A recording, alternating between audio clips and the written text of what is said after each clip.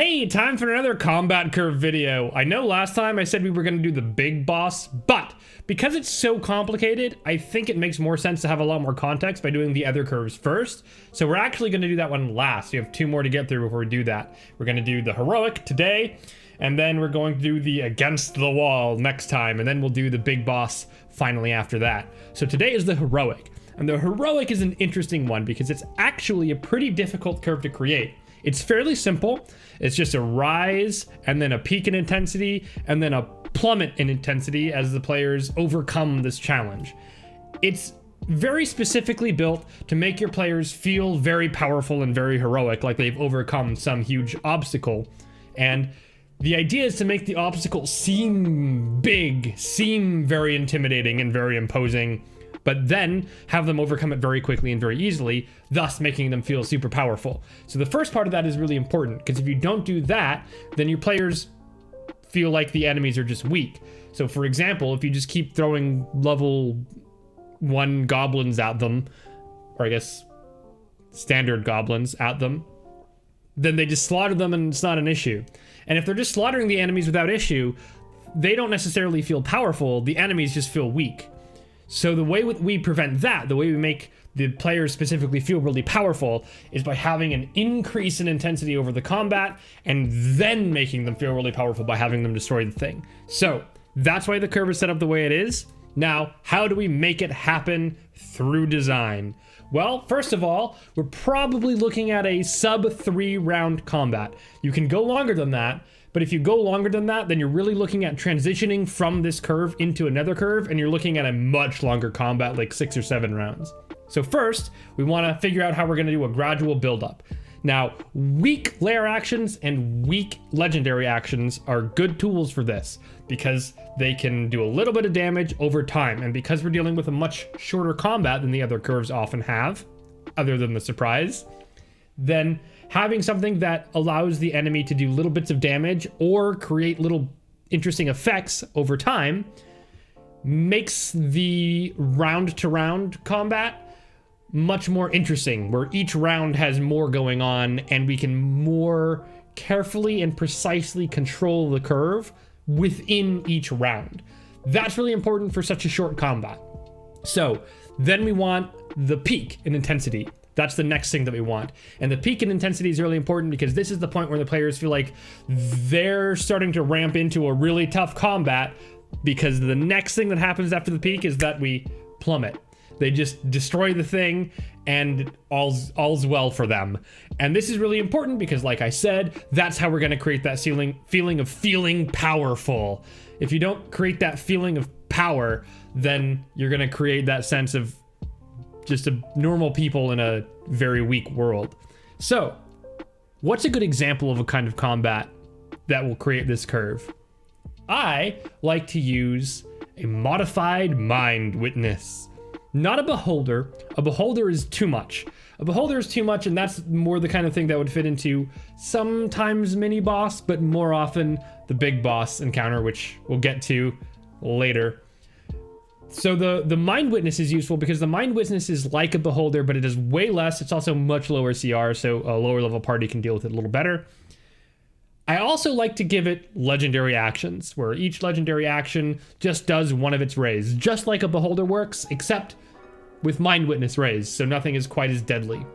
You have to be really careful because a couple of unlucky rolls in this case can mean a lot of problems for a party, especially a lower level party. But in general, if you're putting up this mind witness against a roughly equivalent player level for the creature's CR, then you're going to create a pretty solid situation, because mind witnesses don't have a lot of AC or hit points.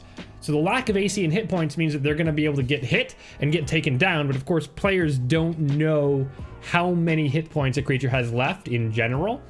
And that's really useful in this kind of combat. It's useful in all the curves, but it's really useful in this curve because not knowing the hit points helps generate anticipation. So if players aren't able to anticipate the end of the fight right away, they don't know that the end of the fight is just around the corner, then as the fight ramps up, the players are going to feel like that ramping element is just going to keep happening. But then they get hit with all of these rays in the first round and second round, and things are starting to look kind of rough for them because people are getting hit by all kinds of stuff and people are taking damage. But then they kill it. And if you want, you can even fudge things a little bit so that it doesn't die right away. It dies when somebody does a really big hit, because that really helps create that climax. Although it's really more of an anti-climax, because it's about to be a climax, but then it just dies. And it's almost like creating that sense of a player hitting it and then going, I don't even know my own strength. That's really key to this, is making sure that that satisfactory ending happens, and it should still feel like a conclusion. This is not like the surprise where you specifically don't want to resolve the fight. You absolutely want to resolve the fight. So it's really important that you make sure the fight feels really conclusive, feels like there's a resolution, but also ends somewhat abruptly. But by following the curve, that abrupt ending is much more likely to create this sense that they overcame this potentially huge challenge, as opposed to just destroying some super easy enemy. But there is still one problem. This curve will mostly work for sure, but it's a little bit inconsistent and you can't always entirely trust it, because the way that the enemy dies is not always entirely within your control. It's very difficult to make it happen in a very specific way without just removing all of the game elements and just saying, hey, I've just decided that it happens this way. But fear not, we can remedy that issue by adding additional layers of complexity onto the curve. So here, I've got an NPC that's a part of the curve. So imagine that as a secondary goal in the combat, the players want to save an NPC from the Mind Witness. There's a couple ways that you can do this.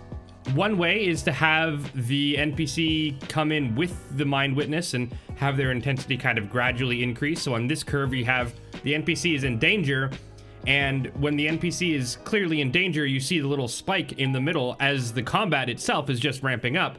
But they spike at about the same time, and you see that the NPC plummets earlier because you save it successfully, and then you just finish off the combat, which gradually declines. It's still pretty abrupt because it's the heroic and you want it to be pretty abrupt, but the fact that there's an NPC helps it be abrupt. Now in this curve, we have something very similar, but the NPC is in danger first, and the combat is ramping up during that time. So basically, the first thing that the players are going to see is that the NPC is in danger, and that's their primary goal, but then it shifts into being a roughly on par goal with the combat itself. And in this one, they save the NPC first, and they kill the monster second. And in this third example, we have something very similar to the first one, where there's a little bit of a spike in the NPC danger as the combat curve is ramping up, but the players save the NPC and make that NPC safe, then go back to killing the creature, and then the creature finishes spiking and then they kill it. All three of these will help you create a heroic combat encounter. So, in conclusion, very simple. You want to ramp into the height of the intensity.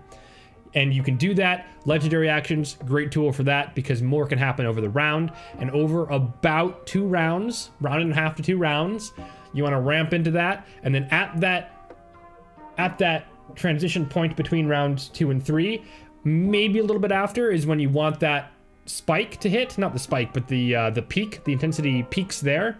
And then by the time round 3 is over, maybe a turn or 2 into round 4, but no more. That's when everything resolves very quickly. So, Mind Witness, good example. A couple of legendary actions to make it just a little bit easier to make a gradual increase. The gradual increase is important because remember, the perception of danger is based on perception, not reality. The reality of the mechanics and player perception are 2 very different things. And this curve, more than any other curve, really plays with that distinction really effectively. So, again, just like always, let me know how it goes. And I hope it helps. Next time we're going to be doing the Against the Wall. See you then.